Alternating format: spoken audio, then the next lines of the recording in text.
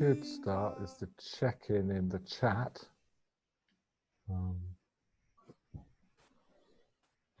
And for those who were not here with us on the first time, or if you've forgotten, it seemed like it worked really well for us to be able to do at least some minimal checking in with one another, to at least presence ourselves with each other in the chat. Here at the beginning in particular, to be able to say, you know, this is Michael from New York, and I'm checking in with grief about this, or, you know, just a brief statement that gives us a small snapshot of you in this moment. And then just previews of coming attractions. We are going to be asking you to do the same thing as last time, and that is to just keep adding your notes ongoingly during this hour and a half session. It was very, very rich chat, and we will make a point this time of doing what we did last time, which is to cut and paste the chat into a document that we can then include in the show notes for the recording of this episode. So please use the chat as much as you are comfortable doing so in checking in at the moment. All right, well, welcome everyone. This is session 2 of a 2-part series sponsored and produced by the Deep Adaptation Forum and the Holistic Approaches and Guidance Group, which is the group of folks who are practitioners of one kind or another of a range of human services, from counseling and life coaching, or workshop facilitation, a number of different alternative methodologies are represented in the folks who are a part of this subgroup of the Deep Adaptation Forum. We'll be posting at the end of this particular session a full range of the various resources that have been mentioned in both session 1 and 2. And right up top of that list will be the Deep Adaptation Forum, the Positive Deep Adaptation Facebook group. Many people are coming from one or the other of those to be a part of this conversation. And just a brief recap to the last one, which we did about 2 weeks ago. This series was something that Matthew and I, who are both volunteer moderators in that Holistic Approaches and Guidance group, Matthew and I had been talking about what is this territory called being collapse aware. That seems to be a pretty pivotal distinction that makes up a good deal of the deep adaptation community, is being aware of either the present collapse that is occurring in various aspects of our world, and of course the imminent waves of collapse that we can look out and see, perhaps not knowing exactly when they'll happen, but for folks in this community, it seems fairly obvious that these things are on their way. And so Matthew and I had been talking about, we're working with all these different facilitators and counselors and so on, and there seems to be so little language that we can share, so little understanding of a map for this territory. For this territory, if we could call it the collapse-aware community or conversation that we've all entered into one way or another. So it's really our hope to offer a bit of help in that way. We are certainly not providing the answers or the map or the conclusive languaging for this territory. But as you'll see, as Matthew shows us the next iteration of a map that he's created, that he showed us the first round of last time, this is an extraordinary first cut, as far as I'm concerned, of a way to look at this territory called being collapse aware.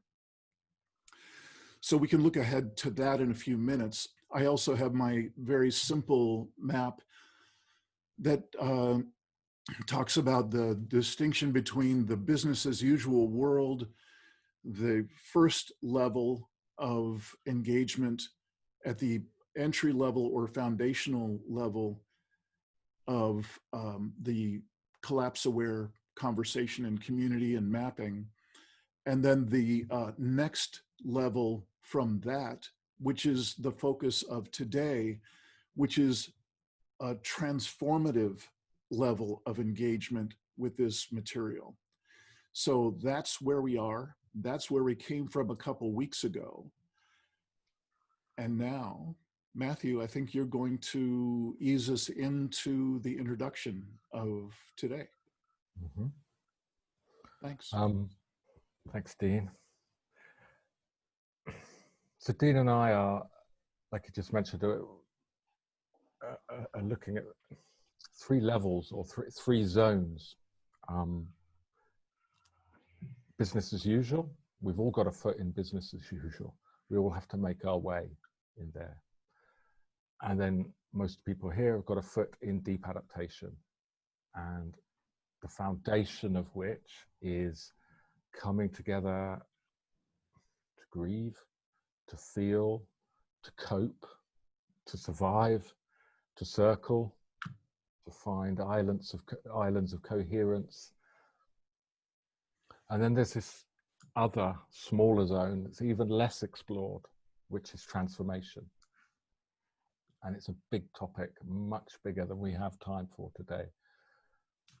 The nugget that I keep coming back to, that's the sort of, not my mantra, but my way into the transformation zone, is this understanding that the universe is very fond of complex systems.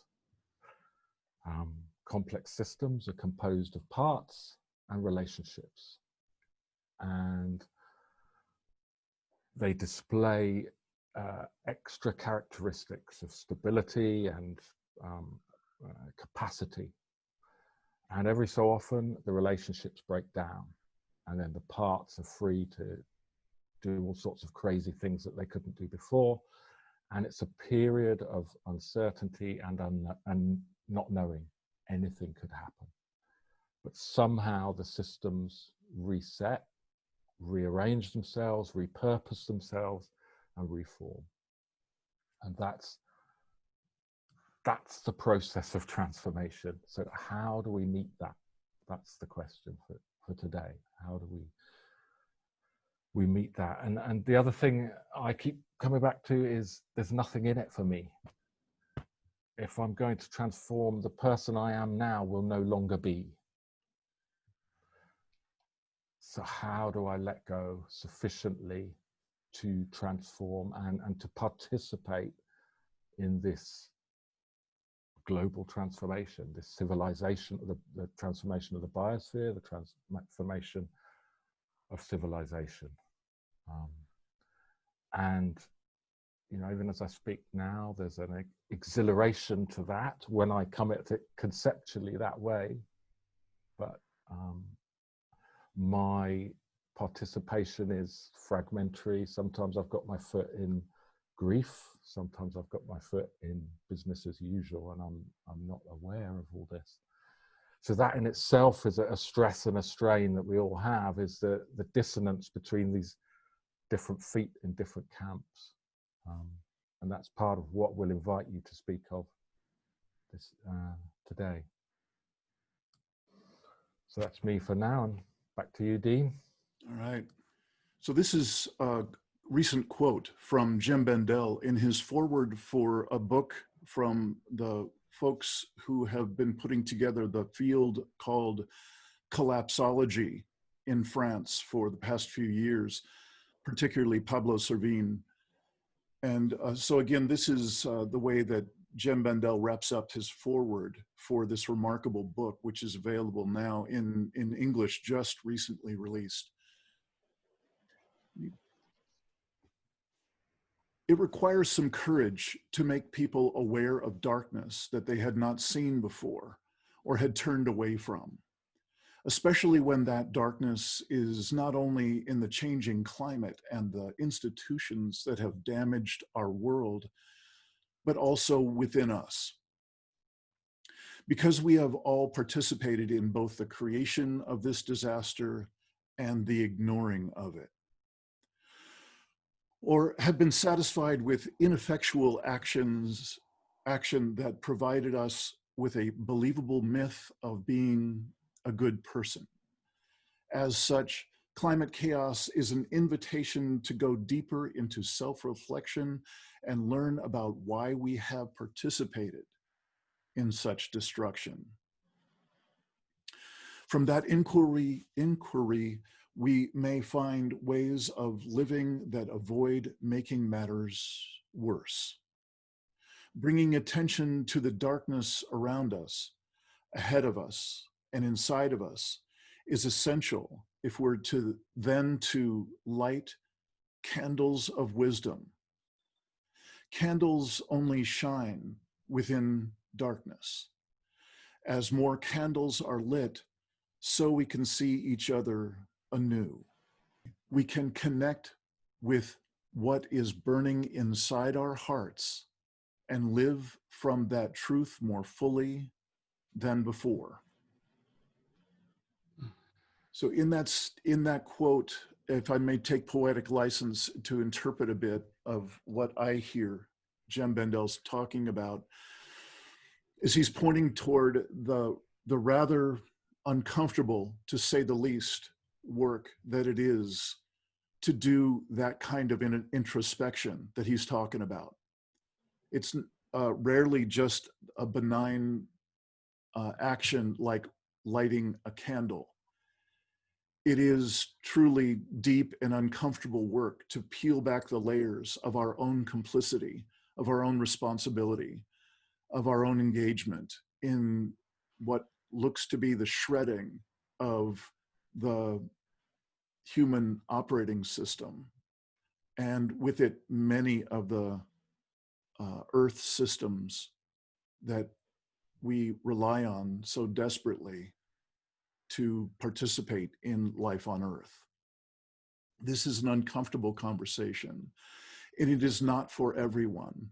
So this is the simple diagram that Matthew was just talking about. He was mentioning the business as usual population on the planet. That's reflected in the big blue loop at the bottom. That's the majority of people on the planet will remain in that business as usual way of thinking and engaging with life as we've known it for a few generations now. And that's as good as it will get for them. There's what we've been calling the foundational level, or the entry level to new possibilities, new ways of being together with one another that imply a certain amount of collapse awareness, certain amount of inner truth telling about what our impact on this planet and each other has been. There are a number of, it takes courage to come to this level, this foundational level. This is the level at which the work that reconnects from Joanna Macy, the wonderful facilitation work that's happening within the deep adaptation community, and circling and coaching and counseling for the most part occur at best here. This is the area that we talked about and shared about and interacted with in the last session, the first and previous session of this two-part series. Today, we find ourselves in the transformative area, where truly transformational shifting is invited to occur. And I think it's no accident that you are here with us in this conversation today. And I'm looking forward to hearing your suggestions from your practices that have brought you to this conversation, and perhaps years or maybe even a lifetime of transformative practice in your history. So this is truly meant to be a seminar today. It's meant to be an opportunity to share with each other about what it's like to be at this remarkable level of engagement with our existential predicaments. And Matthew, would you be willing to get us set up for our first breakout? And so on. Okay, yes. So breakout groups of 3. It'll be 15 minutes. Each person will have 5 minutes to speak uninterrupted. I think most people were here at the previous, so it's the same format. 5 minutes to speak uninterrupted, to answer a question, an inquiry, and to be listened and heard. Sorry, if you take 4 minutes each, there'll be 3 minutes at the end. So the total time is 15 minutes. If you take 4 minutes each, there'll be 3 minutes to co-reflect and to acknowledge what you've heard. The first question we invite you to speak to is, so to speak to where you position yourself, where you spend most of your time. Is it in business as usual, in the sort of coping and becoming collapse aware, or are you transforming or aspiring to transform? And is there a dissonance between we've only got 2 feet, but having a foot in each of 3 camps?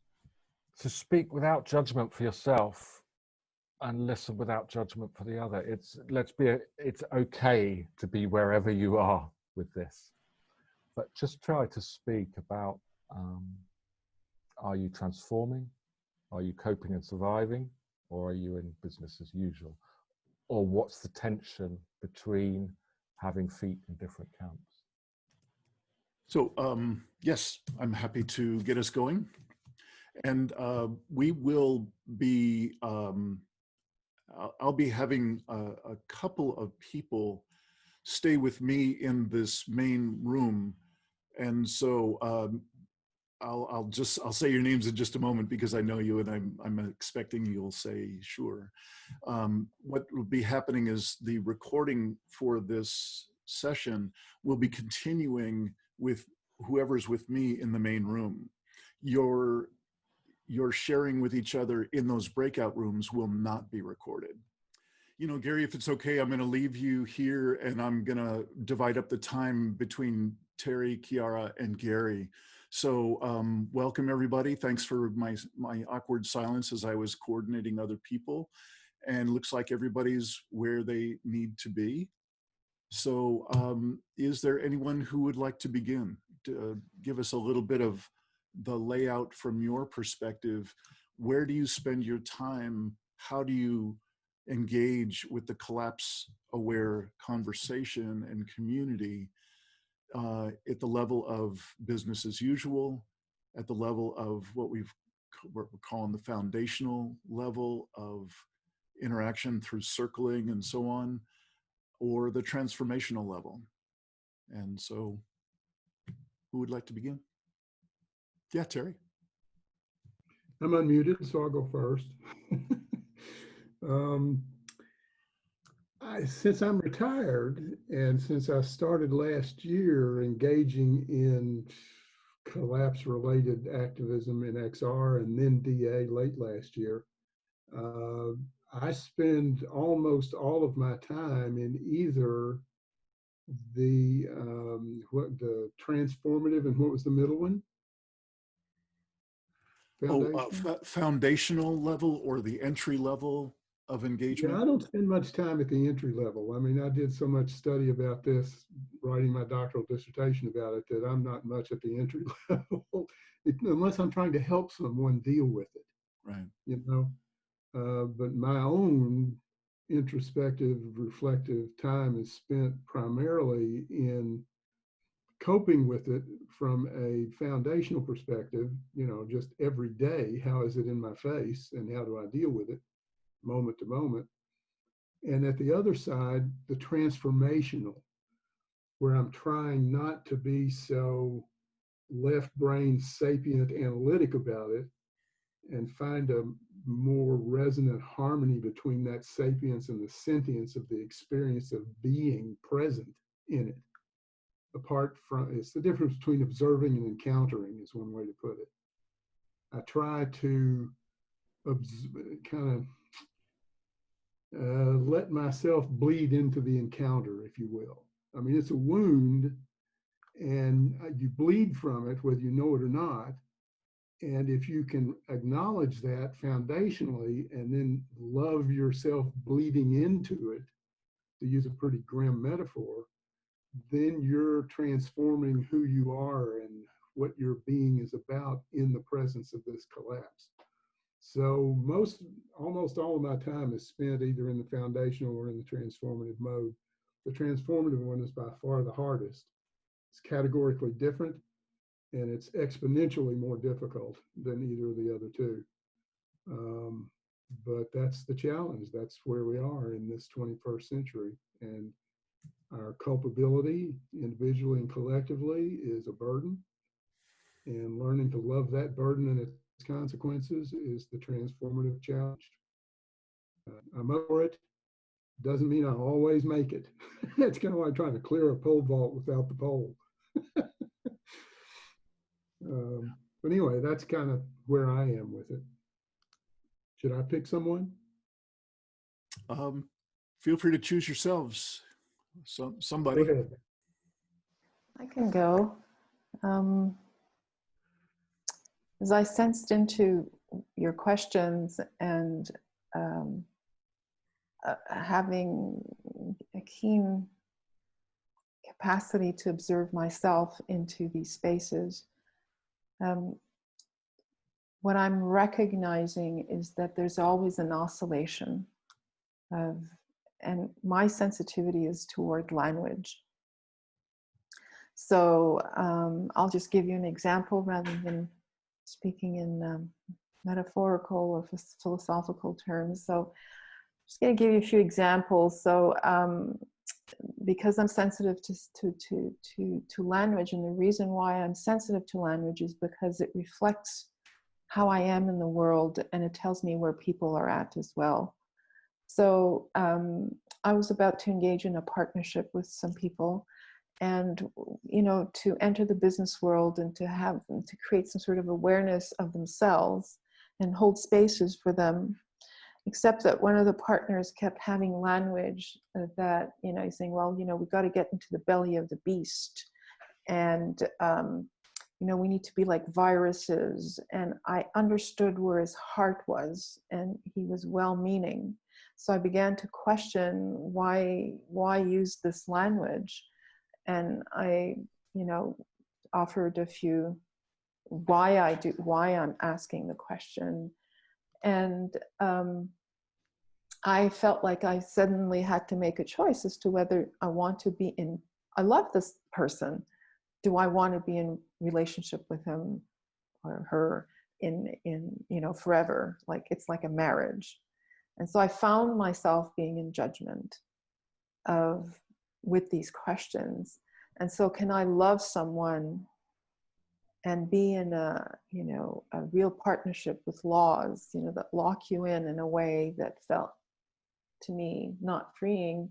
So I decided to have that conversation with this person, and I realized that we can't change people, and I can't, you know, I just need to offer my love and being in that space of honoring what this person is wanting to offer in the world, and make that okay. And so I struggled with it, because my struggle was, this is wrong.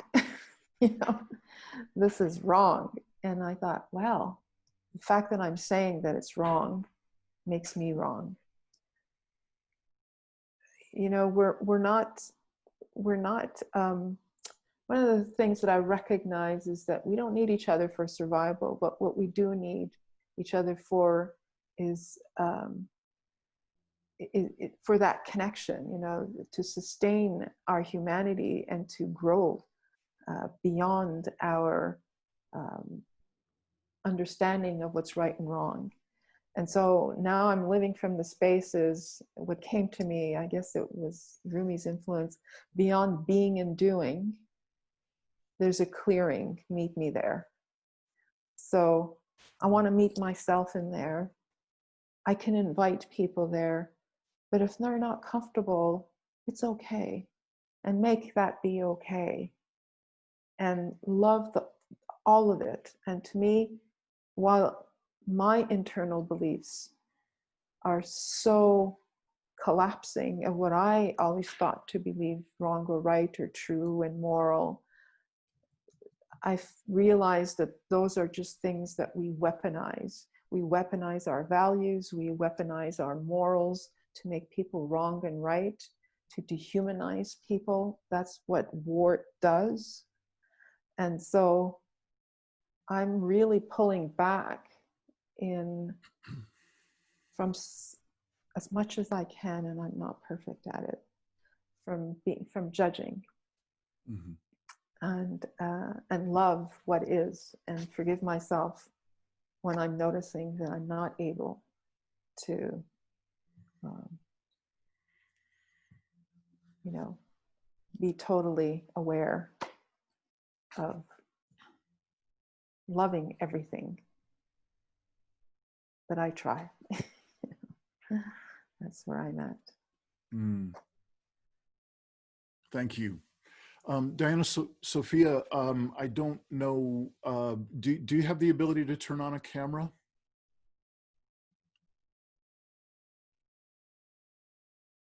And you're also muted as well. If possible, please do that. And we have about 5 minutes left. And Gary, would you share? Well, I'm sure.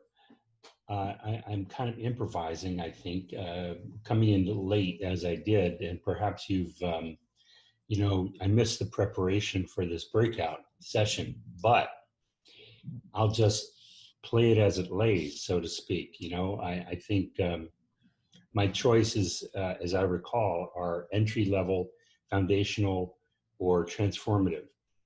And I realized, I think I alternate between foundational and transformative level engagement with collapse. I think there's quite a lot of deliberate engagement with the foundational material.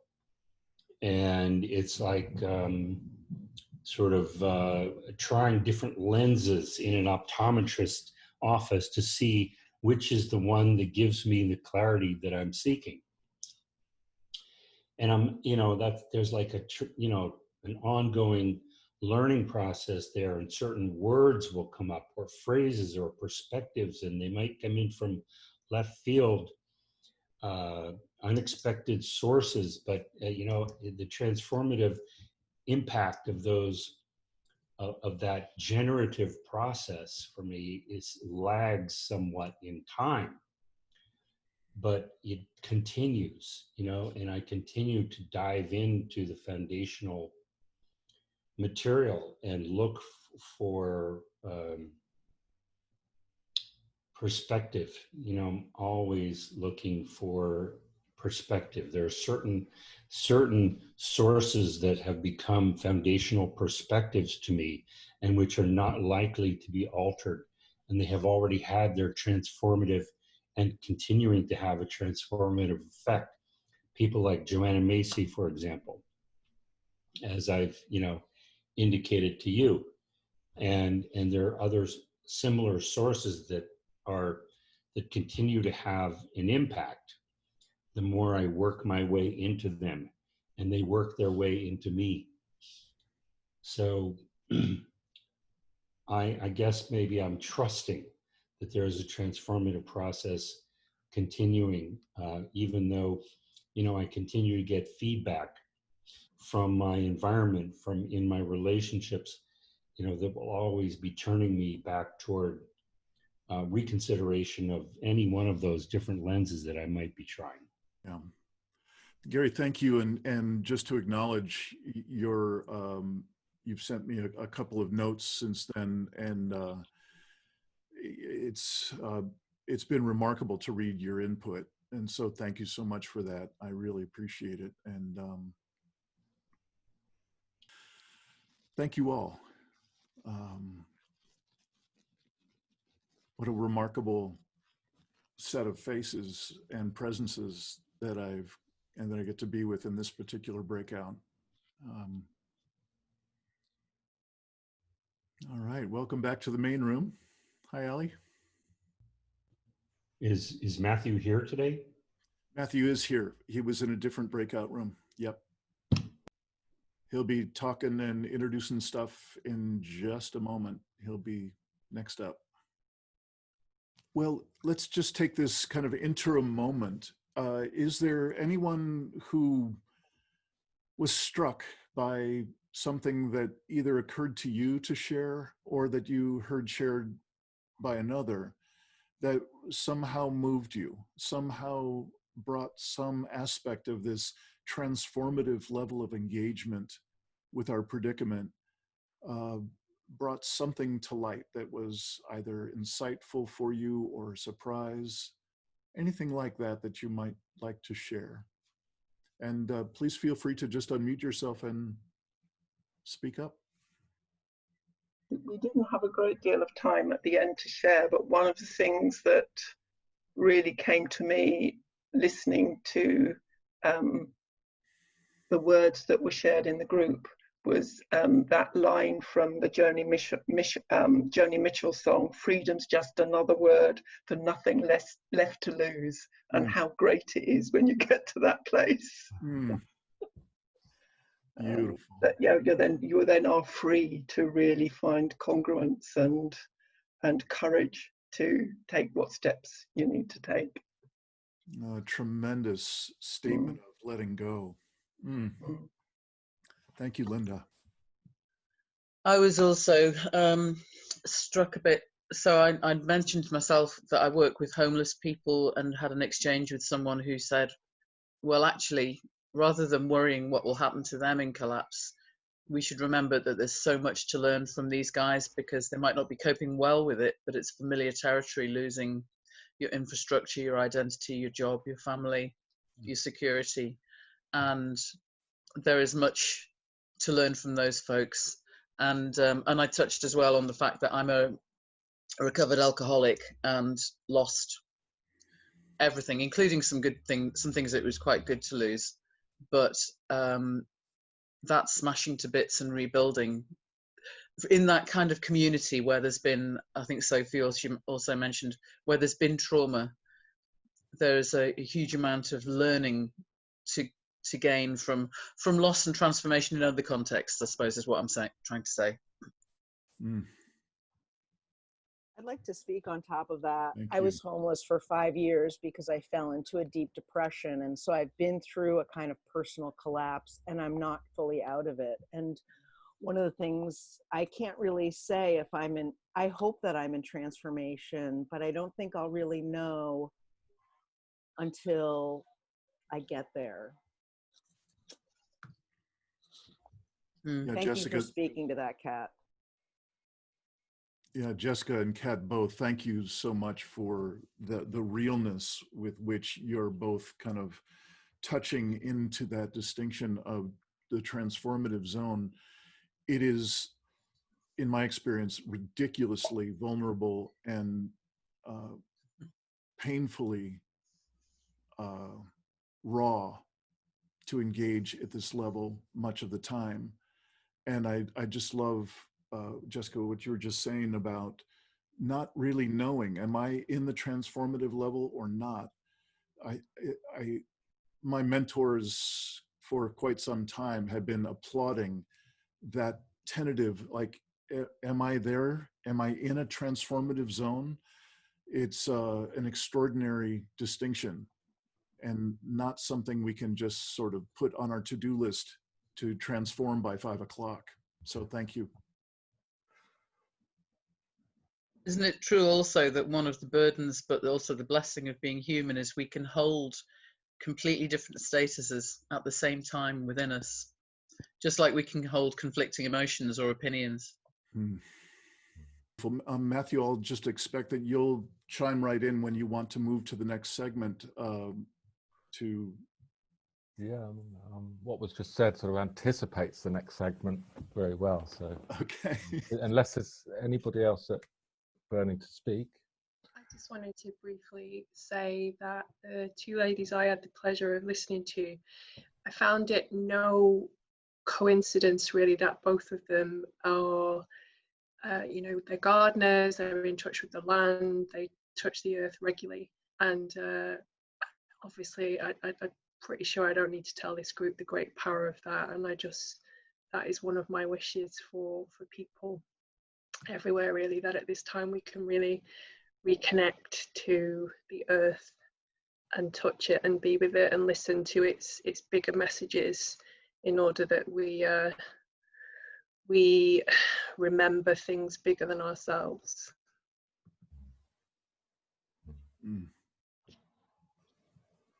Thank you.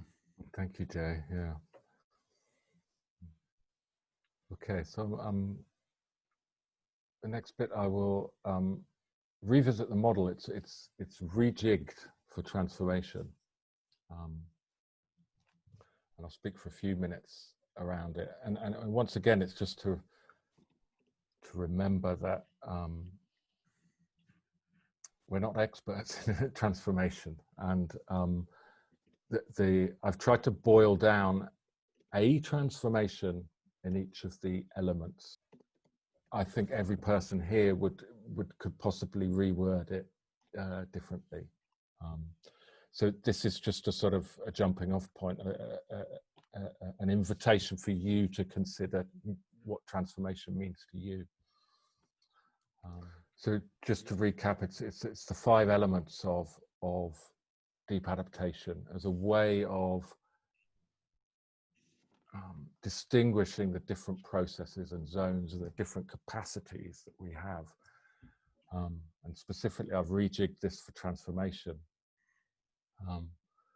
The easy one to speak of, I think, is engagement, body, earth. It's just been mentioned, you know, putting our hands in the earth. And when I really tried to boil it down, I thought, if I could transform from being a consumer of the earth's resources to a regenerator, that would be something. That would be a transformation. I haven't achieved it. I am definitely still a net consumer of the earth's resources, and that's a burden. That's a grief to me. But there are people that are doing the work that are making that transformation. Joe Brewer being a leading light in that I'm aware of. In feelings, I came up with being able to hold grief and exhilaration at the same time. If I can strengthen, deepen my nervous system to be present to this global transformation in such a way that I can simultaneously express grief and the awe and exhilaration of change and being part of a planet that transforms. Exhilaration is it's not a relaxed state, it's an excitation. It's a lot more pleasant and easy to be with the grief. But yes, it's a transformation from where I've been to be able to hold both of those. In mind, in understanding, the one that shows up for me is moving from knowing to not knowing. and really understanding that in collapse conditions, when systems transform, it's unknowable. It's not just a lack of information. We could have more and more and more information and it would still be unknowable and unpredictable. It's chaotic. It's randomness plays a part. So if I can unlearn the structures of mind, the assumptions, the habits, the understandings of the previous paradigm, and be with unknowing and not knowing, that would be a transformation in my mind. In resistance, heart, fire, values, the transformation that I think a lot of us are being invited to make as middle-class privileged white people in this group, is to dismantle our privilege, to somehow move from advantage to solidarity with all the species, with other peoples. Which brings us to spirit. It's the space in which, being a midwife to transformation, being a space in which change can occur, somehow integrating all these zones, but being more than that. It's about presence, and it's about embracing change at every opportunity, in our conversations, in our relationships, in our eating habits, in our feelings, in all zones. How can we invite change and ride it and be with it coherently? So I hope that's stimulating. The next breakout group is to speak to that, in which zone either you're inspired to transform, and what that transformation might be, or it may be to where you're experiencing the most difficulty. You may wish to speak to that. But if you try and frame it in one of the elements, so that it helps to map it out for the person you're speaking to broaden and expand their experience. So Matthew, I'm hearing really a two-part invitation. At least this is how I want to be hearing it, because I did both. I'm hearing you invite us to take one long last look at this before going to the group, and noticing as you were speaking what seemed to jump out, what seemed to have an extra emphasis for one reason or another as you were speaking, and as I was noticing these different elements and the words that were present. And I noticed that I have a couple of words that jumped out because they strongly interest me. Like, this is where the focus is in my work. There are also a couple of words and a couple of areas on your map that jumped out at me because these are areas that I don't put attention on and that actually need some attention. So is that a safe interpretation? Yeah. Okay, great. Are there any questions before we break up? Are we going to look at the diagram one more time? We certainly can. Hang on just a moment. All right, so this will stay on the screen, and I'll be breaking you up into your breakout rooms, and it'll be the same timing, 15 minutes, and I'll give you updates on how the timing's going. All right, and Gary, it's you and me.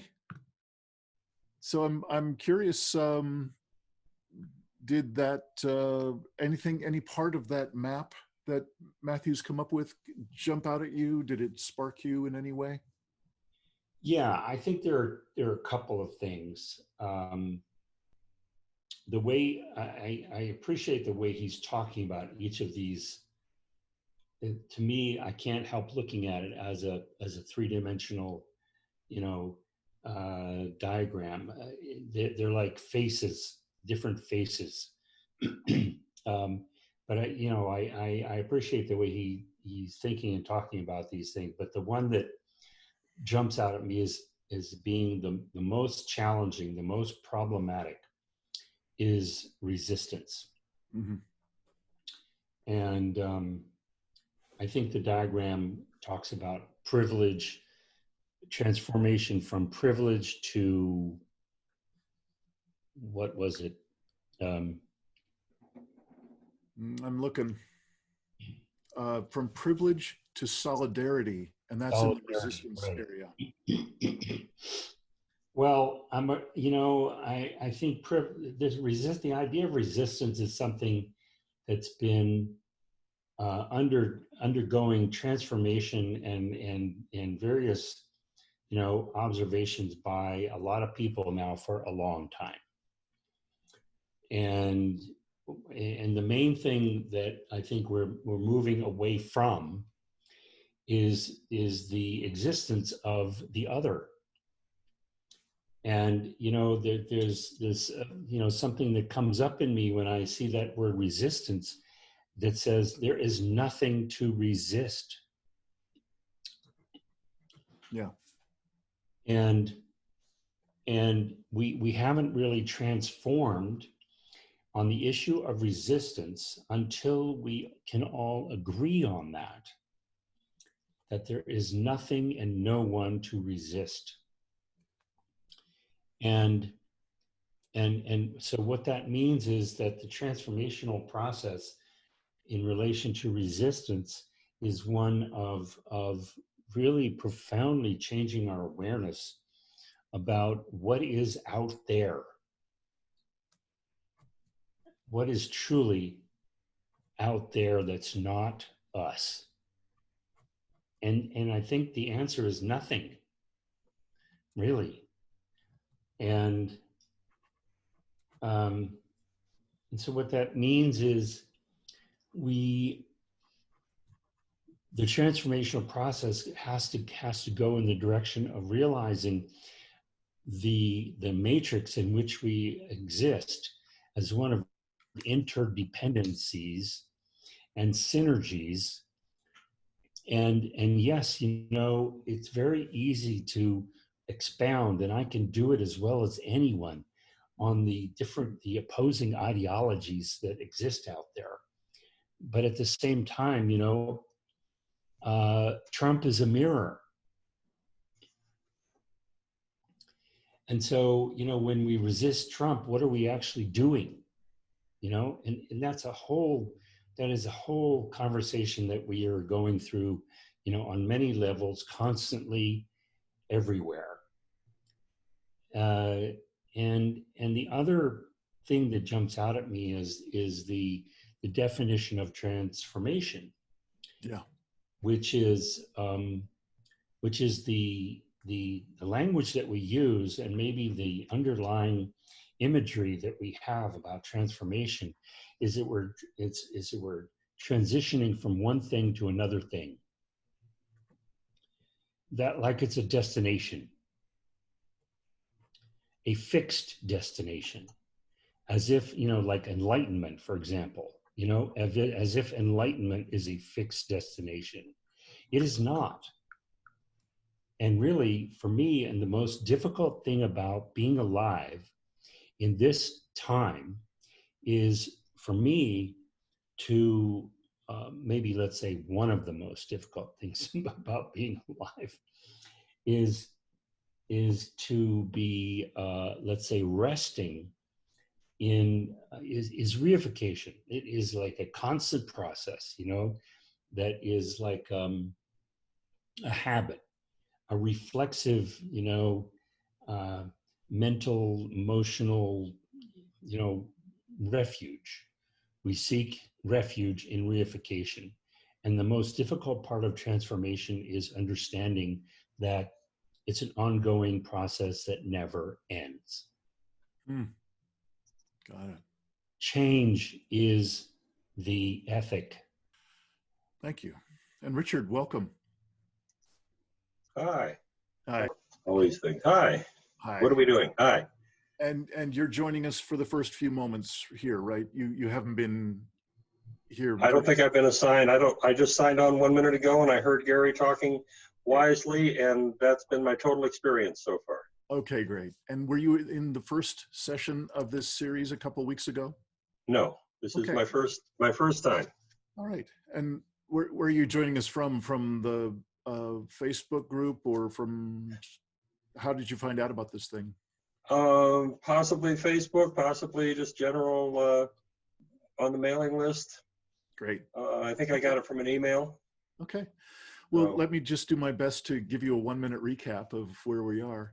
Okay, thank you. A couple of us from the Deep Adaptation Forum have been talking about trying to find a shared language or a way to map out some of this territory of being collapse aware, because it's very unlike business as usual, life as usual.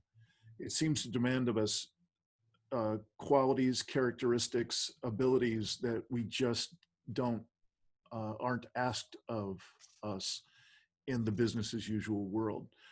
So last session was talking about the business as usual world and this kind of next level that many of us are in as we've become collapse aware. We try to find other people who are kindred spirits, learn to sit in circle with one another, to create a safe environment for one another, to speak about the internal emotions and so on that are often a part of this experience. And so that was last session, where we really mapped out and shared about those two areas: the business as usual world, where most of the people of the world will live for as long as they live. Then there's this entry level or foundational level of being collapse aware. That's again where we spent most of our time last time. This time we're talking about yet an even smaller group of people, or smaller population on Earth, that have spent some amount of time in that foundational level. They've gone to the work that reconnects. They know something about the deep adaptation community. They found some way to get with others and to start making sense of this predicament that we're in. That smaller transformative area or zone seems to be for people who have some amount of experience of making sense of life and the predicament at that foundational level, and they're really ready to grow into, to expand into that transformative zone that Gary was just talking about. And for me, it's there are a number of ways to define transformation. One of them is a discontinuous expansion or jump in some important measure of life. Mm-hmm. So that's kind of ultimately simple. Perhaps the most common image of transformation that I can think of is the caterpillar becoming a butterfly, and the complete and utter disillusionment of the caterpillar in order to become that butterfly. And that is a rigorous and challenging and sometimes deeply painful process in and of itself. So that's a whole lot of what we've been introducing today for this conversation. So really, if you'd like to just share where you find yourself in this conversation. For me personally, I noticed that there's a huge suck for me to be pulled back into the business as usual. Nothing's wrong. We just need to vote the right people in and so on. There's a suck to be go back to that because there's so little argument there. You know, I could, if I just go back there and think like that, everything's okay. And then much of the time I spend in that foundational level where I get to sit in circle with other people and do this work and so on. And really my love and where I want to be more and more of the time is in that transformative zone.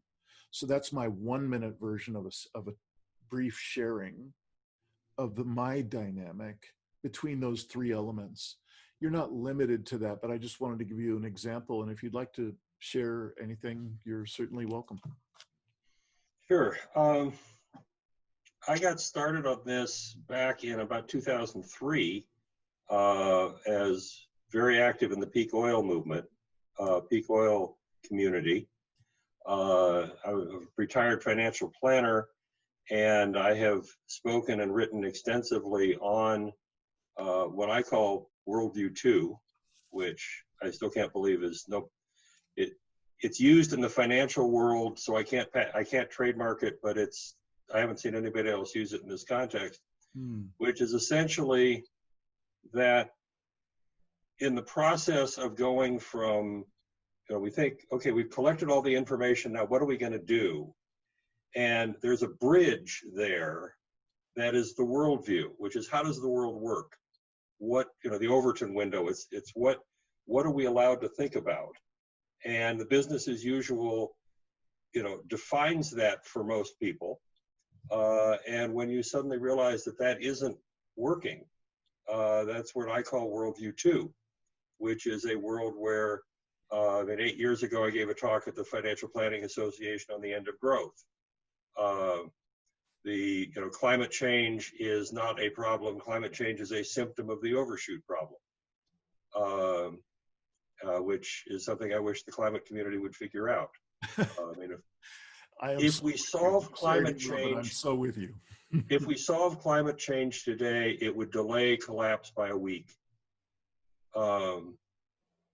We've still got the we've still got the financial world, we've still got the overuse of the environment, and so on. So, as I said, I've been there for a long time.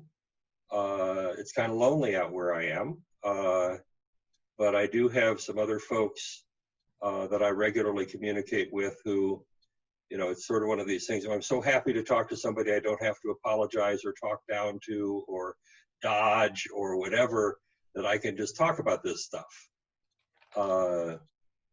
And, I'm wondering if the explosion in Beirut is going to be a triggering, a triggering of collapse. I mean, it's going to be a much bigger, has the potential to be, a very much bigger thing, simply because, there's nothing left of Lebanon. And Lebanon is a fairly important part of the Middle East. And the Middle East is a fairly important part of the world, and so on. So, I don't know how it works, but that's, so I'm in the process of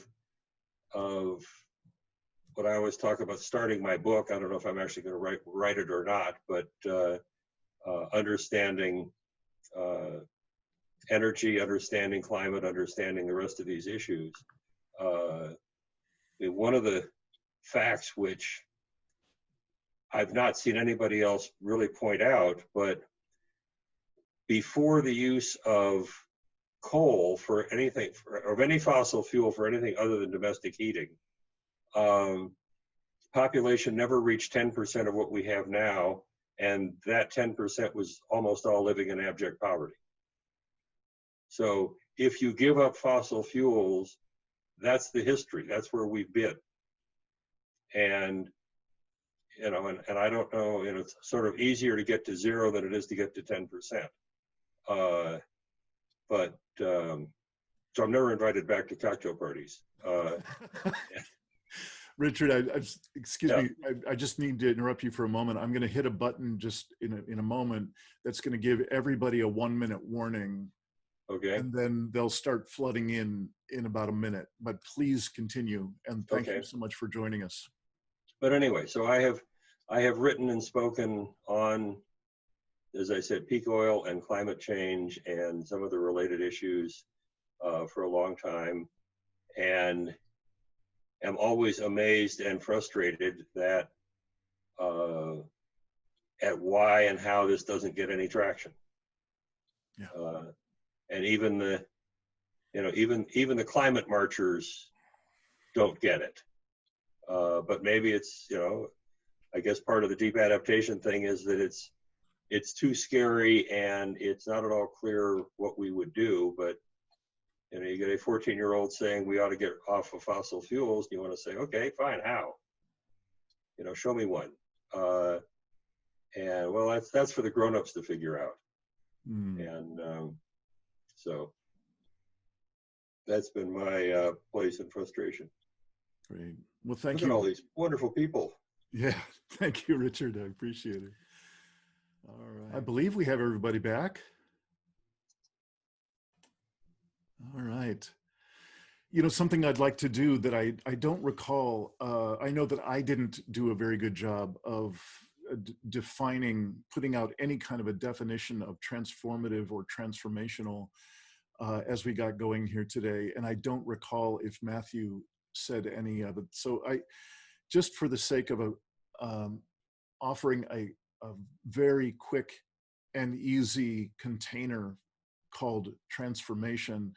This is not the official definition, obviously, but it's something that I think we can work with, especially with the complete engagement that transformation demands of us, in my experience.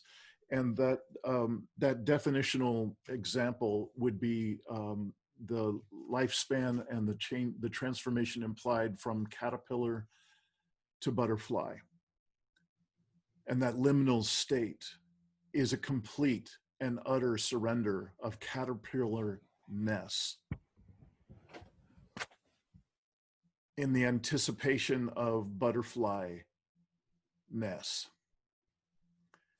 And what I think a number of people have shared that I've heard so far in today's session is that there is no guarantee of the butterfly-ness in our particular situation.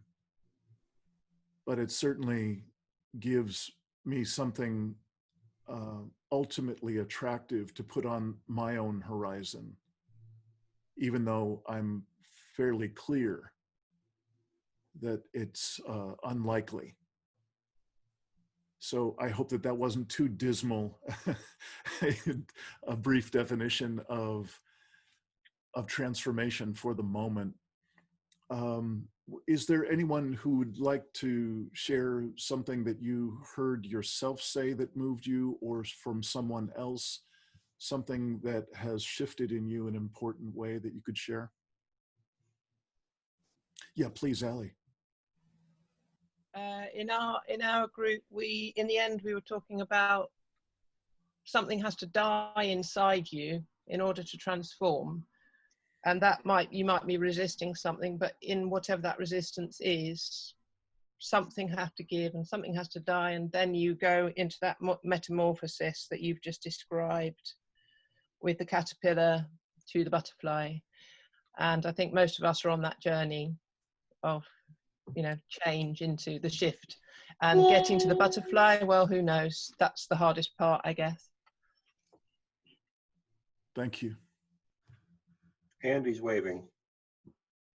I just wanted to say that it feels to me that the whole world is going through a huge transformation right now, and we can go with it and play our part, or we can resist and separate ourselves. And I think that the personal transformation and the sort of worldwide transformation are kind of interdependent. And maybe by participating, we actually contribute something positive by being transformational ourselves. Well said. Thank you, Andy. Yeah, this is Jerry. I'll just add to that. I like that, and for me, it's helpful to have a bigger story, have a bigger cosmology, and realize that transformation isn't something off in the future, something that's been happening for 14 billion years. It's happening right in this moment with us all sharing and connecting with each other. So rather than, I'm not saying I'm all there and I'm totally the butterfly, but rather than just having it be somewhere off in the future, it's more like that ever-present opportunity in the moment. How do I want to tap into it in this moment and embody it in myself and in my interactions with others? Beautiful. I really like that idea of the bigger sweep, because it seems to capture so much humility in there. And if I can let go of being the lead role in my own true life romance, the story that I think I'm in, and remember that I'm just a small dot on a page of a much, much bigger story. I can let go of a lot of stuff. Great, thank you. What I'm also connecting with is that transformation and change does engage a pain and friction and difficulty. You know, the metaphor of when an egg hatches, and when you observe that, it seems to be quite a very painful thing, and it's really like a life or death struggle of that little how do you call it, little future chicken getting out of that shell. And if you help, then the chick will be so small and so weak that the risk of not surviving increases a lot. So it's so that's one thing, and that I think is important to be reminded of. And grief, pain, I think there are different definitions, and really to distinguish that is so important. Only today I was thinking, though I'm doing a lot of things, I'm realizing that I'm doing it with a lot of struggle. You know, I'm not in a depression, but it's like many things are heavy, and only this morning actually I realized that perhaps it's not just me. Perhaps it's because this world is at such a period that the things that I'm doing now, you know, I could have been doing them 5 years ago and it would have felt different, and that now I'm sort of experiencing, you know, a bigger picture, because I'm very much looking and trying to connect with the bigger picture. That the simple things I do every day are heavy. Yeah. It's work. Thank you. I like this idea of a species level transformation, an initiation into a new state of humanity. Matthew, could I add a note? Yes. Of not knowing. Earlier referred effectively to the life and death sort of struggle, thinking of caterpillars to butterflies. There's another species-wide example, which I think is interesting and relevant, and it is of the cricket evolving to the locust, cricket evolving to the brown, voracious locust. And this is something which happens because of food supply and the density of the individuals. And I mention this because we have no idea what the future might hold with the populations and the world as it is. We have no idea, which is why, Matthew, I think I'm most grateful to you having reminded us that part of the transformation agenda of knowing is saying, I don't know. I don't know what the conditions are. The butterfly is a romantic image, but it is not the only one. Thank you, Michael. Thank you, Michael. Yeah. May I add another, perhaps another footnote to this? And I think I might be repeating what we just heard a little bit, but the caterpillar, I seriously doubt that the caterpillar has any idea what a butterfly is, or that he's about to become a butterfly.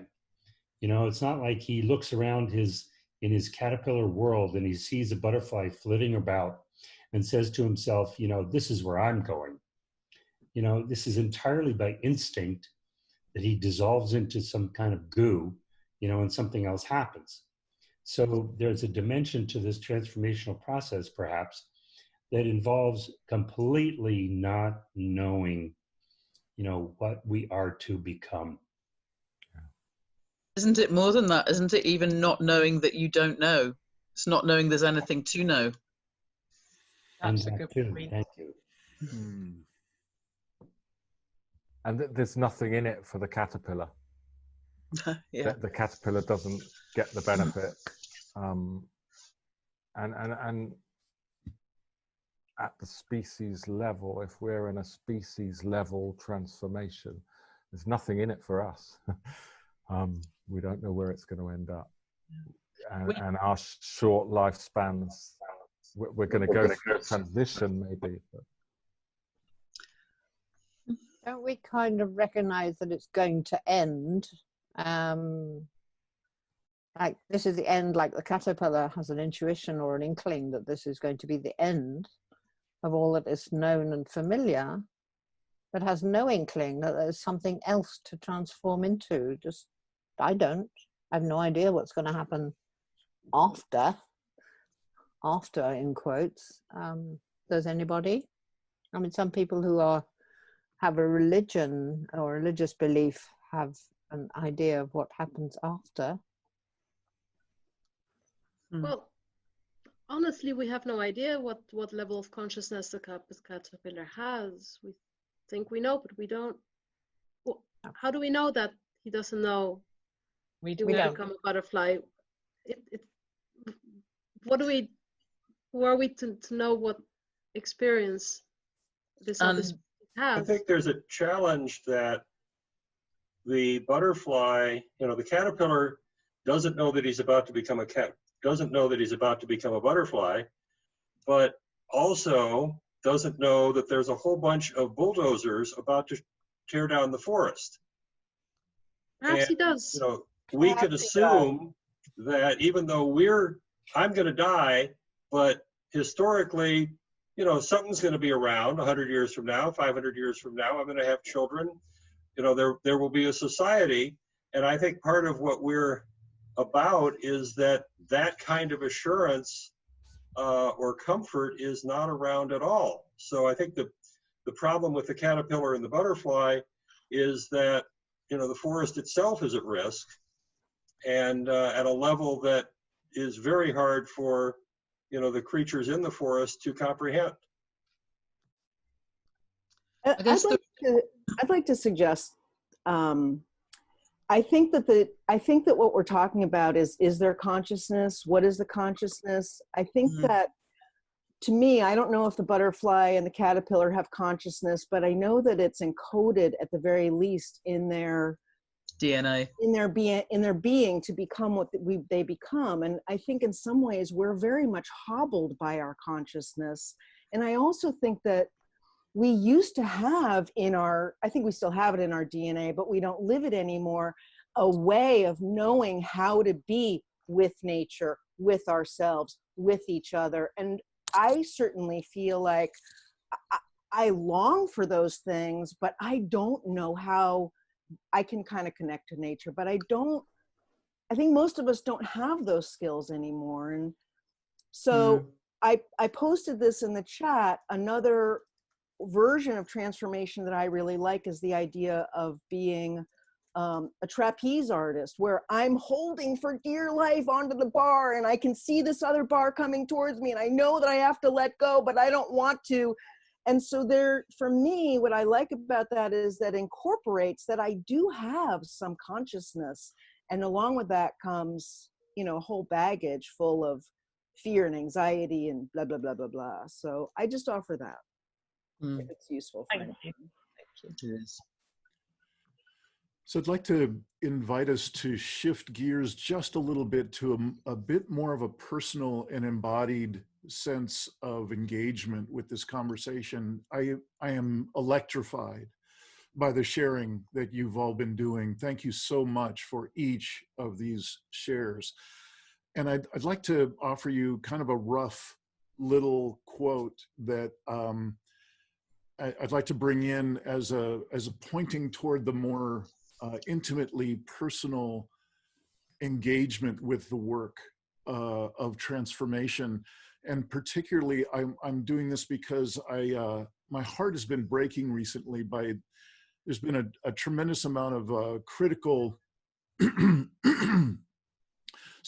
critical writing coming toward the deep adaptation community and Jem Bendel.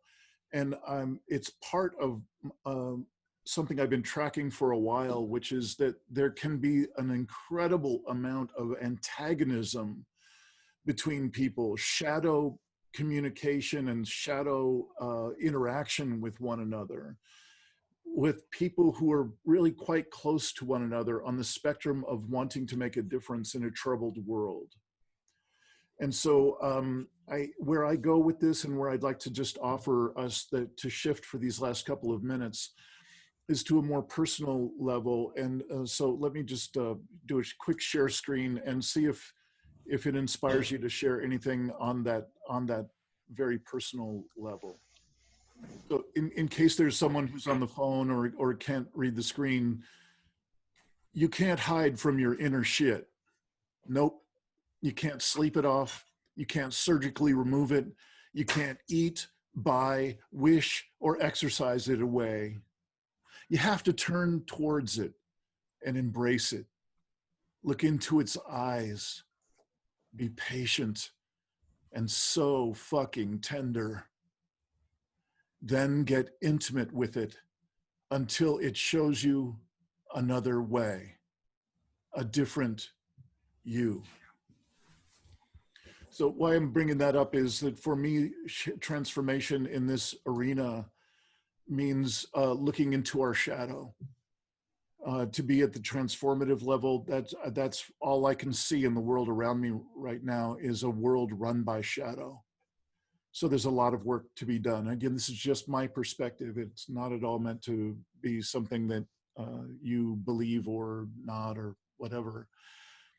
Another piece is the deep work of transformation, of doing that kind of liminal, self-inflicted liminal state.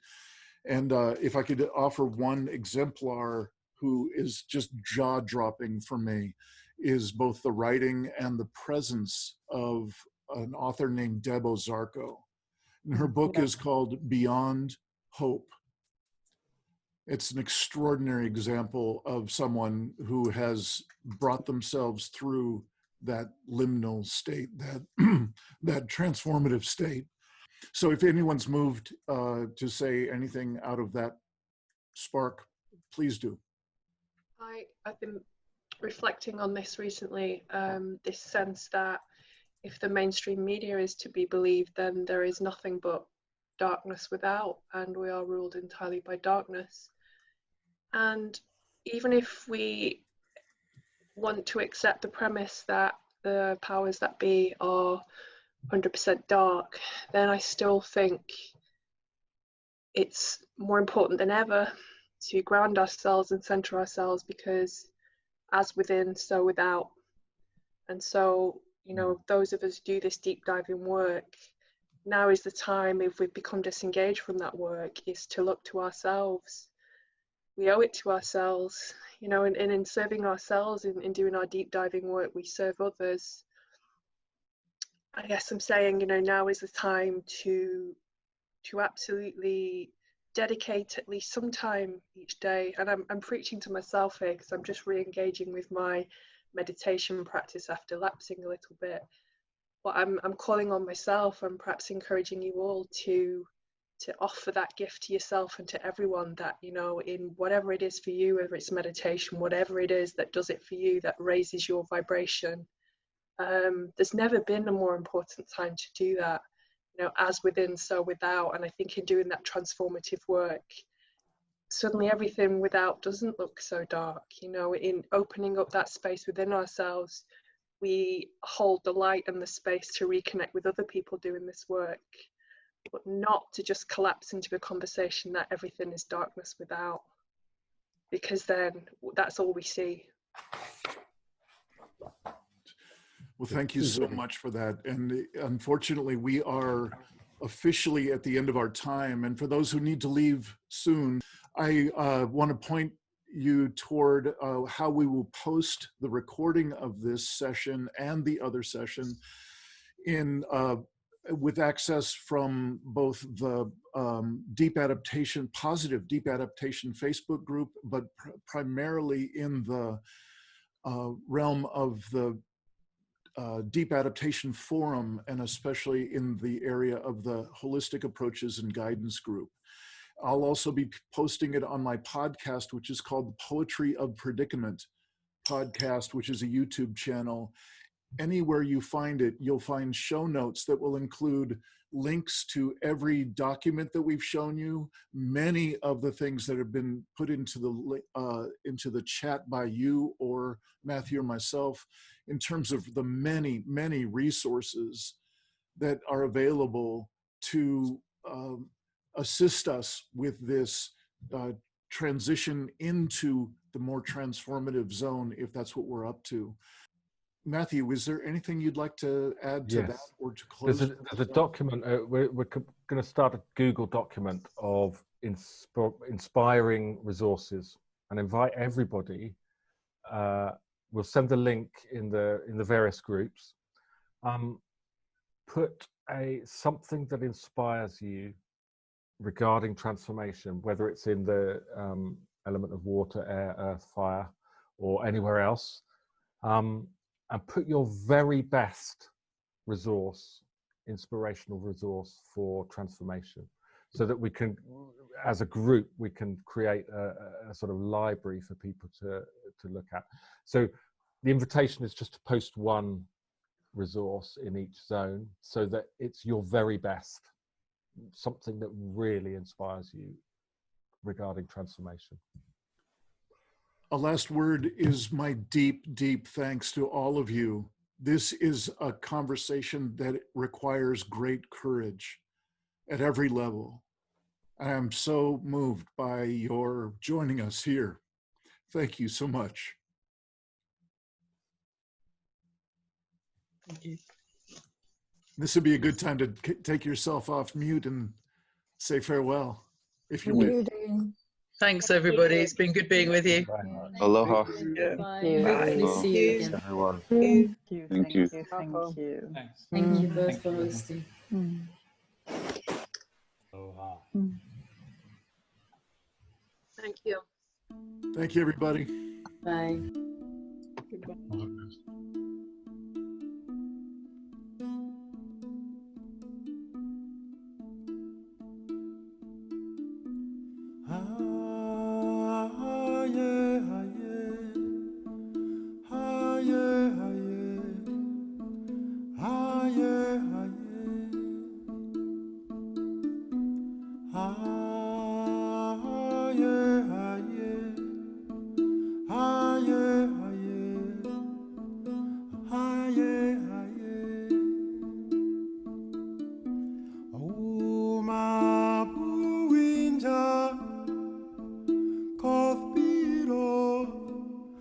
Keluru do que tala